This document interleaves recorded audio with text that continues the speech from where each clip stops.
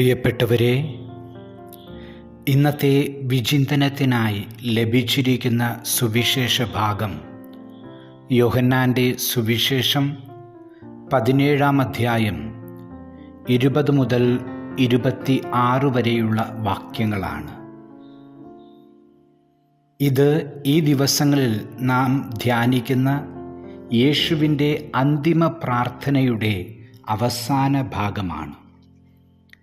26 വാക്യങ്ങളിലായി സജ്ജീകരിച്ചിരിക്കുന്ന ഈ വചനഭാഗത്തെ പ്രാർത്ഥനാരൂപത്തിലുള്ള ഉദ്ബോധനം എന്നും വിശേഷിപ്പിക്കാറുണ്ട്. അങ്ങനെയെങ്കിൽ ഈ പ്രാർത്ഥന ധ്യാനിക്കുമ്പോൾ ഇതിൽ ഒളിഞ്ഞിരിക്കുന്ന ദൈവീക സത്യങ്ങൾ മനസ്സിലാക്കുവാനും നാം പരിശ്രമിക്കണം. പ്രാർത്ഥനയുടെ ഗുരുവായ ക്രിസ്തു അതിന് നമ്മെ പ്രചോദിപ്പിക്കട്ടെ. 20 മുതൽ 26 വരെയുള്ള വചനങ്ങളിൽ യേശു പ്രാർത്ഥിക്കുന്നത് അന്ത്യത്താഴ സമയത്ത് തന്നോടൊപ്പമുണ്ടായിരുന്ന 12 പേർക്കു വേണ്ടി മാത്രമോ, തൻ്റെ പരസ്യജീവിത കാലയളവിൽ തന്നോടൊപ്പമുണ്ടായിരുന്നവർക്കോ വേണ്ടി മാത്രമല്ല, പിന്നെയോ തൻ്റെ സ്വർഗാരോഹണ ശേഷം അപ്പോസ്തലന്മാരുടെ സുവിശേഷ പ്രഘോഷണം വഴി യേശുക്രിസ്തുവിൽ വിശ്വസിക്കാനിരിക്കുന്ന എല്ലാവർക്കും വേണ്ടിയാണ്. ഇത് 20-ാം വാക്യത്തിൽ നിന്ന് വ്യക്തമാണ്. വാക്യം ഇപ്രകാരം: അവർക്കു വേണ്ടി മാത്രമല്ല, അവരുടെ വചനം മൂലം എന്നിൽ വിശ്വസിക്കുന്നവർക്ക് വേണ്ടി കൂടിയാണ് ഞാൻ യാചിക്കുന്നത്. 21-ാം വാക്യത്തിൽ തന്നിൽ വിശ്വസിക്കുന്നവരെക്കുറിച്ചും ലോകത്തെക്കുറിച്ചും യേശു പ്രതിപാദിക്കുന്നു. പിതാവിൻ്റെയും പുത്രൻ്റെയും ഐക്യത്തിൻ്റെ മാതൃകയിൽ തന്നിൽ വിശ്വസിക്കുന്നവരും ഒന്നായിരിക്കണം. 11-ാം വാക്യത്തിലും ശിഷ്യർ ഒന്നായിരിക്കാൻ യേശു പ്രാർത്ഥിച്ചു. അത് അപ്പോസ്തലന്മാരുടെ ഇടയിലെ ഐക്യത്തിനു വേണ്ടിയായിരുന്നു. 21-ാം വാക്യത്തിൽ യേശു ഭാവിയിൽ തന്നിൽ വിശ്വസിക്കാനിരിക്കുന്നവർ തമ്മിലുള്ള ഐക്യമാണ് ലക്ഷ്യം വയ്ക്കുന്നത്.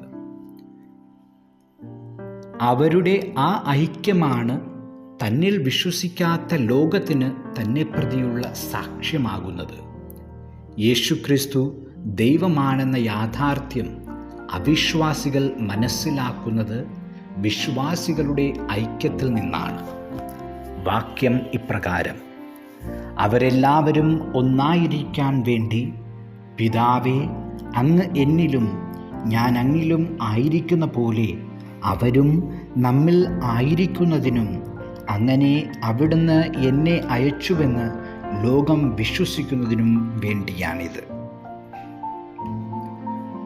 22-ാം വാക്യത്തിൽ യേശുക്രിസ്തു തൻ്റെ മഹത്വം തന്നിൽ വിശ്വസിക്കുന്നവരുമായി പങ്കിടുന്നതിനെക്കുറിച്ച് സംസാരിക്കുന്നു.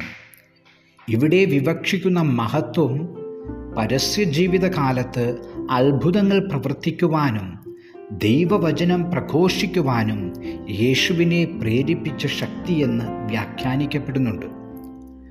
ഭാവി ശിഷ്യഗണത്തിൻ്റെ ഐക്യത്തിനായി യേശു പങ്കുവയ്ക്കുന്ന മഹത്വം അവൻ്റെ മേൽ ആവസിച്ചിരുന്ന പരിശുദ്ധാത്മാവ് തന്നെ.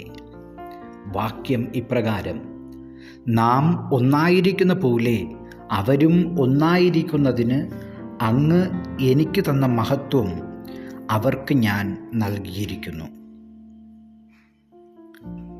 23-ാം വാക്യത്തിൽ തന്നിൽ വിശ്വസിക്കുന്നവരുടെ പൂർണ്ണമായ ഐക്യത്തിനായി യേശു പ്രാർത്ഥിക്കുന്നു. ശിഷ്യർ പൂർണ്ണമായ ഐക്യം അനുവർത്തിക്കുമ്പോഴാണ് ദൈവസ്നേഹത്തെക്കുറിച്ച് അറിയാനും അനുഭവിക്കാനും ഇടയാകുന്നത്. അതിനുള്ള ചാലകശക്തിയോ യേശുക്രിസ്തുവിൻ്റെ നിരന്തര സാന്നിധ്യവും. വാക്യം ഇപ്രകാരം: അവർ പൂർണ്ണമായും ഒന്നാകേണ്ടതിന് ഞാൻ അവരിലും അവിടുന്ന് എന്നിലുമായിരിക്കുന്നു, അങ്ങനെ അങ്ങെന്നെ അയച്ചുവെന്നും അങ്ങനെ സ്നേഹിച്ച പോലെ തന്നെ അവരെയും സ്നേഹിച്ചുവെന്നും ലോകം അറിയട്ടെ.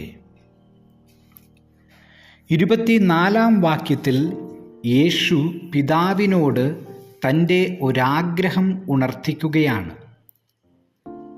തൻ്റെ പൂർണ്ണ ദൈവീക മഹത്വം തന്നിൽ വിശ്വസിക്കുന്നവരും ദർശിക്കണമെന്ന ആഗ്രഹം. ഇവിടെ യേശുവിൻ്റെ ആഗ്രഹം ശിഷ്യത്വത്തിൻ്റെ പരിപൂർണതയാണ്.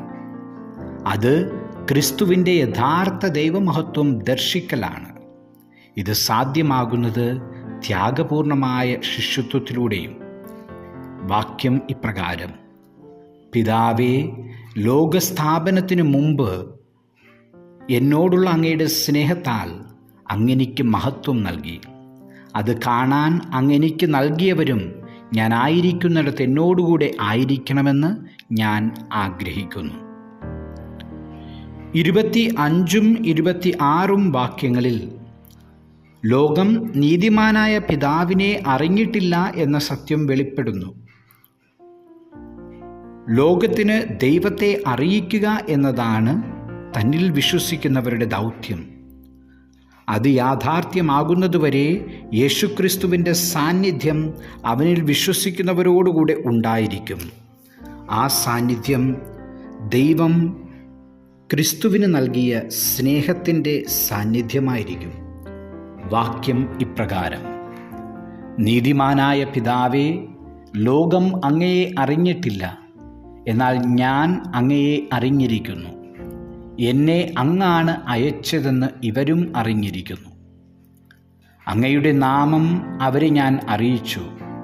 അങ്ങെനിക്ക് നൽകിയ സ്നേഹം അവരിൽ ഉണ്ടാകേണ്ടതിനും ഞാൻ അവരിൽ ആയിരിക്കേണ്ടതിനുമായി ഞാൻ ഇനിയും അത് അറിയിക്കും. പ്രിയപ്പെട്ടവരെ, തന്നിൽ വിശ്വസിക്കാനിരിക്കുന്നവർ എന്ന ഉദ്ദേശത്തോടെ യേശു പ്രാർത്ഥിക്കുന്നത് അവിടുത്തെ വചനത്തിൻ്റെ ഇന്നത്തെ അനുവാചകരായ നമുക്ക് വേണ്ടിയാണ്.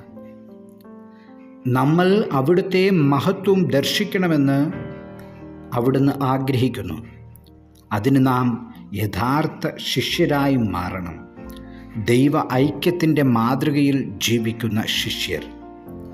അതിന് അവിടുത്തെ മഹത്വമായ പരിശുദ്ധാത്മാവ് നമ്മെ പ്രചോദിപ്പിക്കുമാറാകട്ടെ.